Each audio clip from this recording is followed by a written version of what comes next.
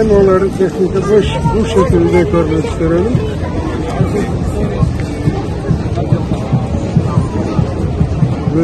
Evet. Bu pisliklerin evet saat bittikten sonra bunların hepsini buradan temizleriz. Ama bunun sembolü şu, onlar 3 gün içerisindeki yol alacak dediler ya, ve bu sokaklarda kendi paradlarını yapacak dediler.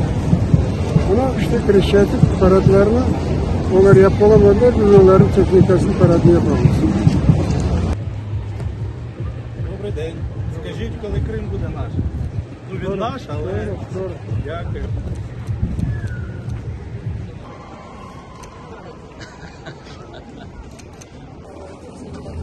Зараз.